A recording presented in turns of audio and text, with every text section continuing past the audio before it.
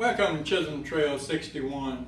Today we're going to be fixing an old-fashioned country southern dish. We're going to do southern fried cabbage. And I'm going to show you how to do that coming up right now. Alright, the ingredients we'll be using today for our southern fried cabbage.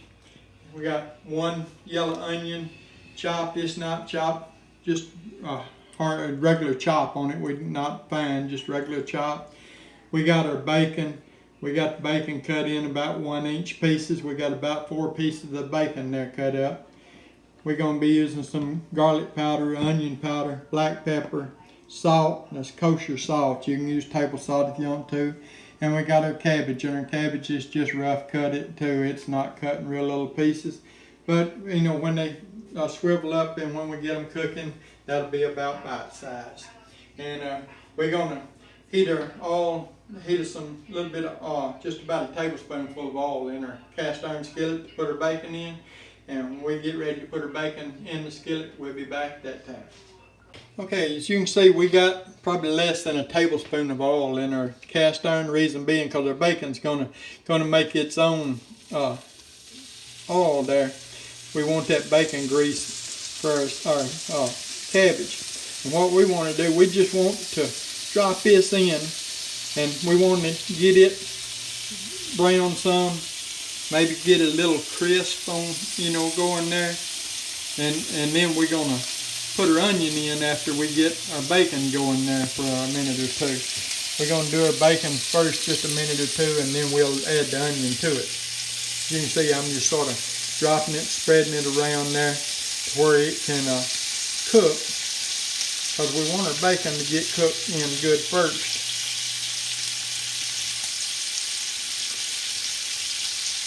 We get it in, then we can saute our onions along with it and let our onions absorb some of that flavor off of the bacon there.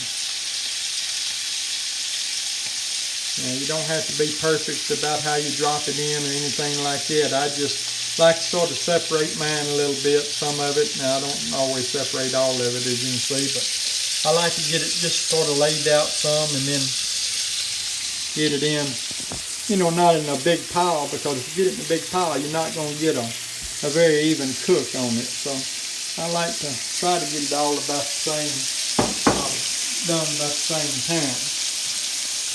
We're just going to let that, I'm going to turn, I had my burner up on medium high. I'm just going to turn it down to about a medium now so that we can finish cooking our bacon. Now, if you can see, it's already starting to turn brown.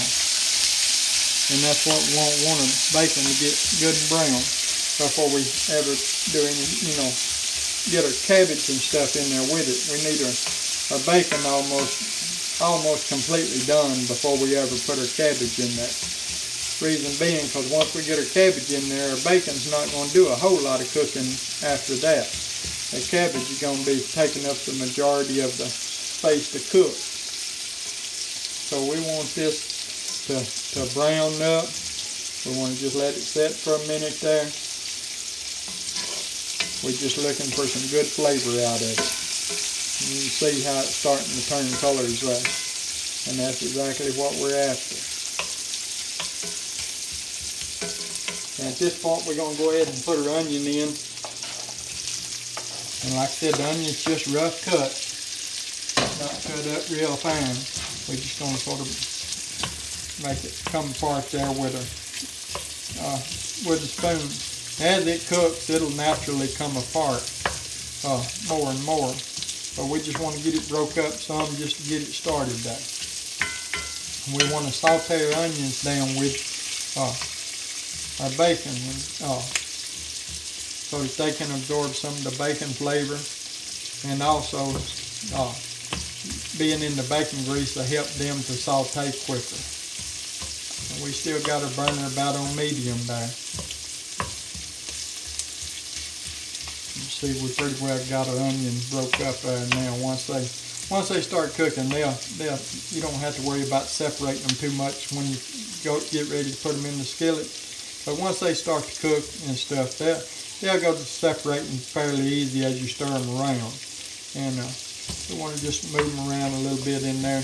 Make sure that all of them gets broke up, all of them gets sauteed up there, and so we can get our cabbage in there with them.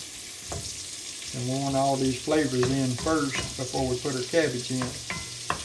Because then when our cabbage cooks, the cabbage will absorb all the flavors. And that's what we want that cabbage to absorb all the flavors up. So we're just going to stir this around. As you can see, we don't have a whole lot of grease in the bottom of our skillet. But we probably got enough, you know, for this, and that bacon's going to render some more grease there in just a minute.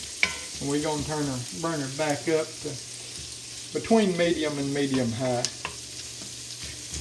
because we want this to saute down really well.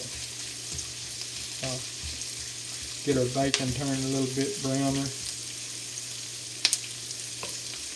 We don't want it burnt, but like I said, we want it just all but done. And that way, by then our onions will be sauteed up good. And so, just let it set for just a minute there, and then we'll stir it again. It really doesn't take very long to do this. You just gotta sort of watch it, because you don't want to burn your bacon, and you don't want to let your onions burn on you neither. Doing them in grease is not like doing them in butter.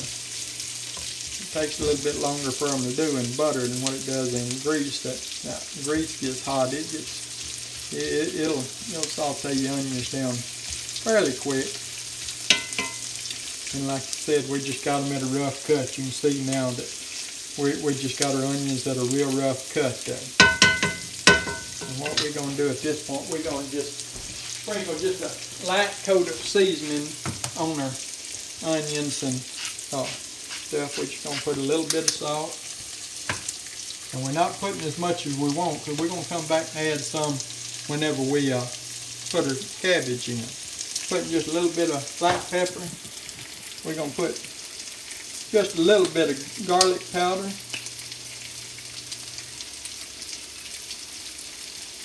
And just a little bit of onion powder. Now I know we got onions in this, but we still want a little bit of onion powder in it too. We're going to let them sort of cook in with the bacon and our onions there. And man, that does smell good. Too bad y'all can't smell this right now, because it'll make your mouth water, I promise you.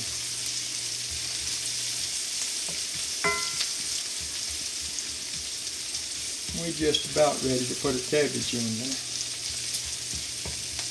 And the thing about cabbage, when we put a cabbage in, it's probably going to look like we got more than what we really do. We got a bowl full right now before it's cooked, but when cabbage cooks, it wilts down.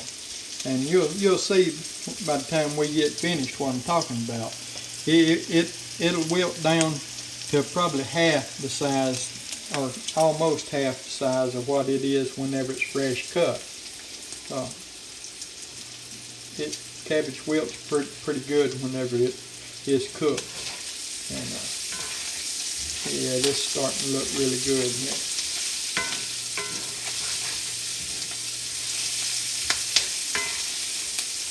See, our bacon's getting really good done there. Our onions is getting translucent. They're getting to where they're cooked good. And that's what we want. We want our onions to get sort of translucent. We want our bacon to be, start really getting brown.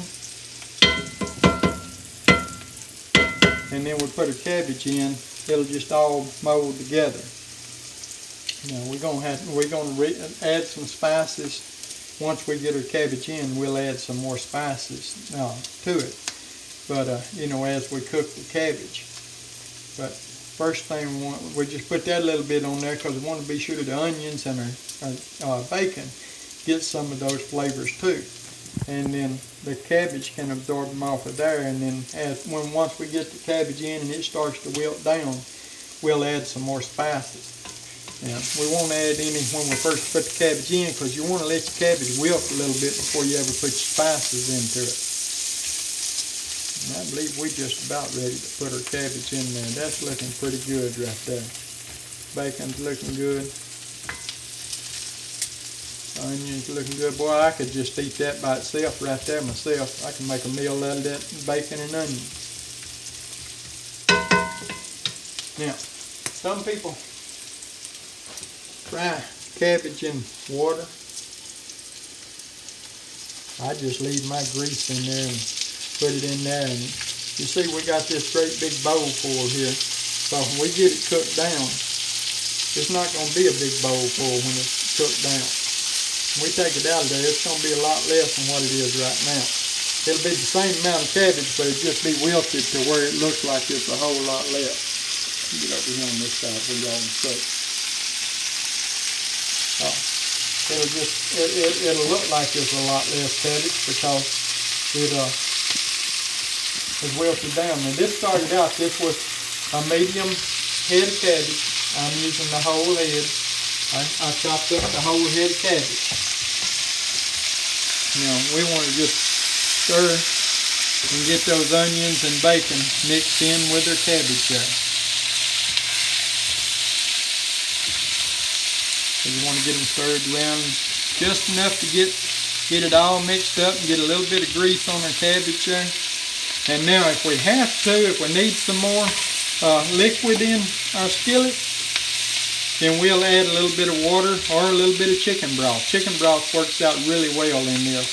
Those of you that watch my videos know that I'm a huge fan of cooking with chicken broth. I cook with chicken broth probably more than anything else, any other ingredient other than my garlic powder and onion powder. I put garlic powder and onion powder in just about anything. I think I could put that in eggs and be happy. But what we're going to do now, we're going to just let that set for a minute. We're going to put a lid on it. We're going to turn the burner back down to medium. And we're going to let that set and saute for a few minutes. And we'll be back when we get ready to open it back up. It's been cooking there for just a minute. And you can see how it's starting to wilt down. And if you rake it back, see we don't have very much in our skillet. So we're going to add just a little bit of chicken broth. Just probably maybe a quarter of a cup, if that, just to get some liquid down in there so it'll keep building heat. You can see how it's wilted down already a lot. Now we're not nowhere really close to it being ready, but you can see how what I was talking about, it'll wilt down on you. And that's good because that's what we want. We want it to wilt down and cook there. This time we're going to add some more of our spices in there now. We're going to add some more salt in it. We'll add probably another tablespoon and a half of salt. I'm sorry, teaspoon and a half. We're probably going to add a teaspoon more of pepper. That's black pepper. We're going to add probably about 3/4 of a tablespoon of garlic powder. And we're going to probably add about 3/4 of a tablespoon of onion powder. Now I know that looks like that's an awful lot of spices, but believe me, it's not. When they cook down in there, that's going to really jazz it up and make it come up. It's going to bring it up a step. And you can see how it's cooked down now, how it's shrinking in size. It doesn't look like there's near as much cabbage in here now as there was when we put it in a few minutes ago. But you see how our bacon is really brown now? The onion's so translucent you really can't even see the onion in it. The onion is cooked down all the way just about it, so it's not an overbearing flavor of onion. We just want to get this stirred up good so that our seasonings can flavor everything up. And you can see we got just the bottom of our skillet's just a little wet is all it is. It's not really any oil or water standing in it. It's just slightly wet salt, just enough to keep our skillet from burning anything is all we have. We're just gonna push that down, break them pieces up some. And we're gonna cover it up and let it cook for a few more minutes, and then we'll be back. Okay, it's been cooking here for about 5 to 8 minutes, something like that, and we're going to stir it up. And you can see how much it's shrunk down now, how much it's really wilted down, and how it's starting to turn brown. That's exactly what we're looking for. We just about got this dish ready to go. See how our bacon has gotten mixed in there so well. We're going to let this cook just for probably another 4 to 5 minutes, and then we should be ready to take this out. We're going to cover it and we'll be ready to take it out in about 4 or 5 minutes. We'll bring you back at that time. Okay, we've let it cook for another 3 or 4 minutes there, and you can see what it looks like. It looks good and done. Now that's not burnt. That brown's not burnt. That's from that bacon grease and that bacon. And that's just letting us know that it's done and it's good and tender. You can see how tender all that is. How the bacon's mixed in with it good. The onions, you can't even really see any onions in it because they've got so translucent till they're almost invisible in it. Remember how full that skillet was when we first put our cabbage in there? We're going to turn it off now, and we're going to put it back. I washed this same bowl we had it in. We're going to put it back in it just to see the difference, because remember that bowl was full when we first started to put it in there. And let's see where it is now. And this will give you some idea about how it's shrank down and wilted down while it's cooking. And that's the thing you have to remember about cabbage is, cabbage is something that you start out with a big pile of it, but whenever you get finished, it's not such a big pile. And you can see how much it's wilted down there. It's probably a half a bowl is what that is now, and it was up over the top whenever we started. So that's what I was saying, it'll wilt about 50%. Anyway, that's how you do your cabbage. Now we're going to be back here in just a second. We're going to give it a taste test for you, and we'll let you know what it tastes like. Okay, we fixed this up plate here. I've got some mashed potatoes and gravy and a hamburger patty there to go along with it. But we're going to do a taste test on our cabbage there, our fried cabbage. I want to get a little bit of bacon, get some of the flavors of all of it there. See what it tastes like here.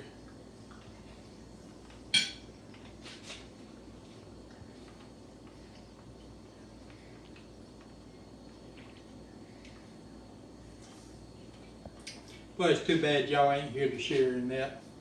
That is some good cabbage.